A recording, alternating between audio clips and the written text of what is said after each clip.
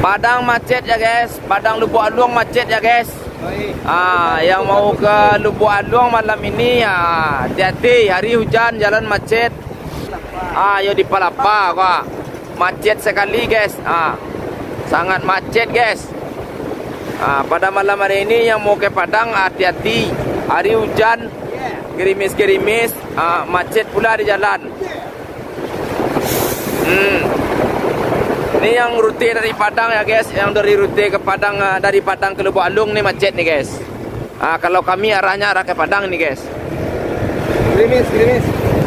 Oh, panjang sekali macetnya guys. Sampai ini ke apa kayaknya ini mah?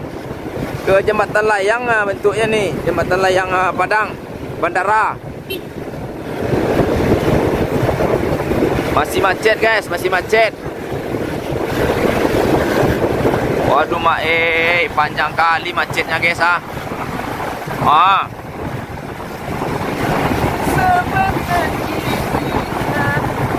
Onde masih macet guys. Macet kali guys. La ilaha illallah. Sampai ke apa nih ke rel apa ini, Pasar Usang.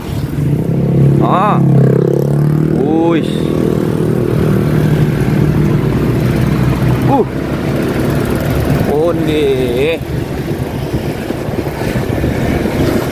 tak bisa lalu dah. Macet guys, macet.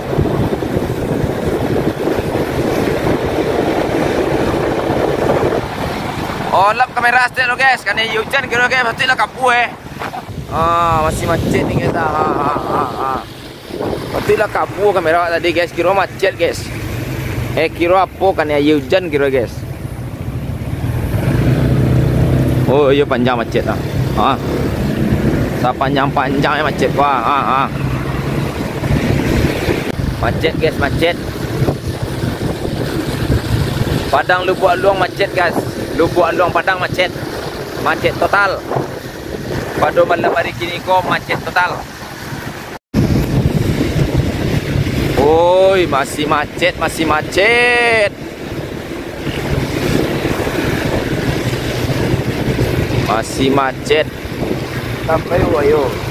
Sampai ke apa nih Rasul nih, ke Lubuk Buaya Rasul sampai ini nih. Ini dah hampir sampai bandara kita nih guys ya. Hampir sampai jembatan bandara kita nih guys. Di Duku. Masih aja macet guys. Mungkin aku rasa inilah selama selama 25 tahun inilah yang paling parah macet ya guys.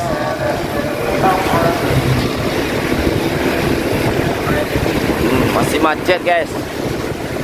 Semua mobil berdiri rapi di tepi jalan kan.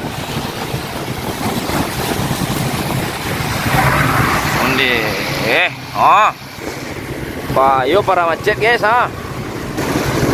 Parah kali lah macetnya ya guys Waduh, ini baru mulai gerak mobil nih Baru mulai gerak mobil nih guys.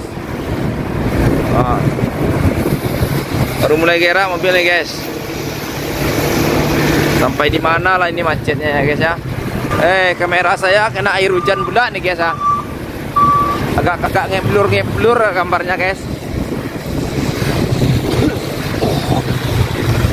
Hampir sampai kita di jembatan bandara nih guys Masih macet guys.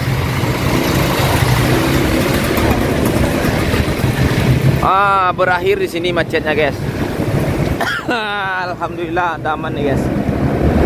Ya terima kasih udah menonton ya guys. Saya hanya menyampaikan berita aja guys. Karena saya wartawan yang tidak digaji ya guys. Makasih guys. Nah guys, nyampe tujuannya guys.